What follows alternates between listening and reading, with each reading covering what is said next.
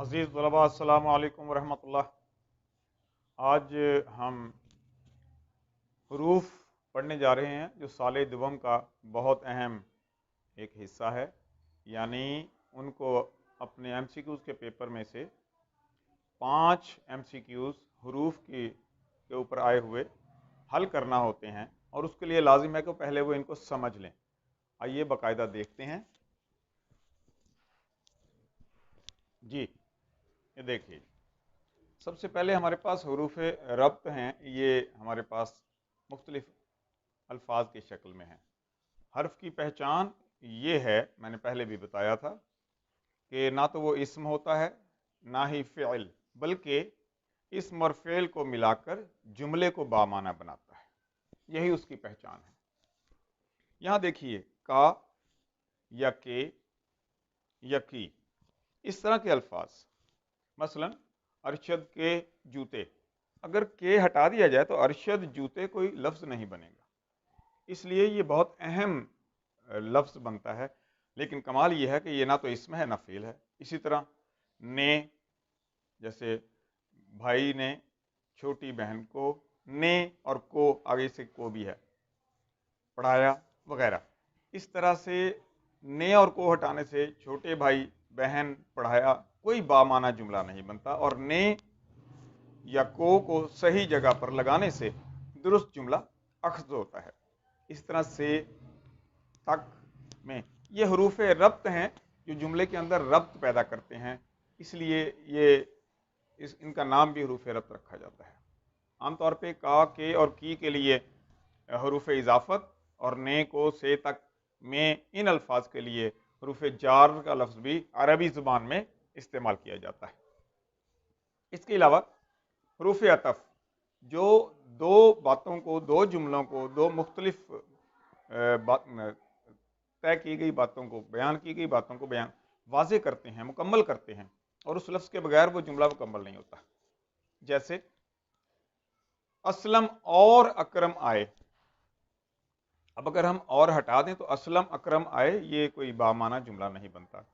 اسی طرح سے مختلف جگہوں پر مگر آئے گا تو چونکہ، کہ، اگر، صرف وغیرہ، یہ حروف عطف شمار ہوتے ہیں۔ بلکہ میں کہ کے بارے میں بتاؤں، یہ حروف عطف میں سے حرف بیان ہے، ایک جملے کو دوسرے سے جوڑتا ہے۔ استاد نے کہا کہ سبق یاد کرو، یا ماں نے کہا کہ کھانا کھا لو، تو کہ ہٹانے سے استاد نے کہا سبق یاد کرو، ماں نے کہا کھانا کھا لو، یہ محمل جملے شمار ہوتے ہیں۔ اس کے اندر کہ کا آنا بے حد ضروری ہو جاتا ہے۔ اس کے بعد تیسرے نمبر پہ ہماری کتاب میں سے جو ہمیں اس مرتبہ پیپر میں آنے ہیں، وہ حروف تخصیص ہیں، مخصوص خاصیت والے، کسی بات کو خاص کرنے کے لیے استعمال کیے جاتے ہیں۔ ہی، تو، بھی، ہر، جیسے ہم ہی جائیں گے، یہاں ہی کا لفظ خصوصی طور پہ صرف ہم جائیں گے۔ اسی طرح بھی اسی طور پر استعمال میں آئے گا۔ اور ہر ایک کو یہ عمل کرنا ہے، ہر ایک پر، ہر مسلمان پر نماز فرض ہے۔ تو یہ مخصوص ہو گیا کہ دوسرے مذاہب میں ہے یا نہیں، مگر مسلمانوں میں نماز کا فرض ہونا شمار ہے۔ اسی طرح حروف فجائیہ ہیں جو مختلف قسم کے احساسات اور جذبات کا اظہار ہیں، جیسے تکلیف آنے پر ہائے، خوشی آنے پر واہ، اور کوئی چوٹ لگنے پر اف کا لفظ، اور نا امیدی کے انداز میں کاش، یا کسی کو پکارنا ہو تو ارے بات سنیے، ارے کا لفظ یا جناب سنیے کہا جا سکتا ہے۔ ان تمام کو حروف فجائیہ کہا جاتا ہے۔ اس کی وجہ صرف ان کا احساس کے ساتھ جڑا ہونا ہے، یعنی یہ ایکسائٹمنٹ کو واضح کر رہے ہوتے ہیں۔ وہ ایکسائٹمنٹ کسی بھی طرح کا ہو سکتا ہے۔ میں انگریزی کا لفظ بلا وجہ استعمال کرنے کا عادی نہیں، مگر یہاں پر وہ زیادہ مناسب ہے کیونکہ آپ اسے سمجھتے ہیں۔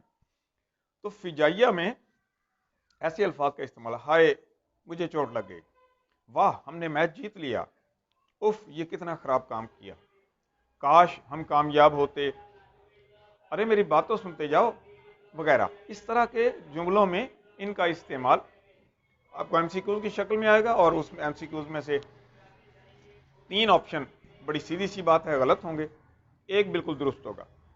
اور ہم نے یہی دیکھنا ہے کہ کون سا لفظ درست جگہ پر جو سوال میں دیا گیا ہے وہ ان 4 جملوں میں سے ایک جملے میں بالکل درست جگہ پر موضوع رہے گا، فٹ آئے گا. یعنی ہمیں اس کے لیے تھوڑی سی تگ و دو کرنی پڑے گی، تردد کرنا پڑے گا، سوچنا پڑے گا. اس کو باقاعدہ سیکھنا ہے کہ ان حروف سے ایم سی کیوز بننے ہیں اور آنے ہیں. بہت شکریہ. فی امان اللہ. اللہ حافظ.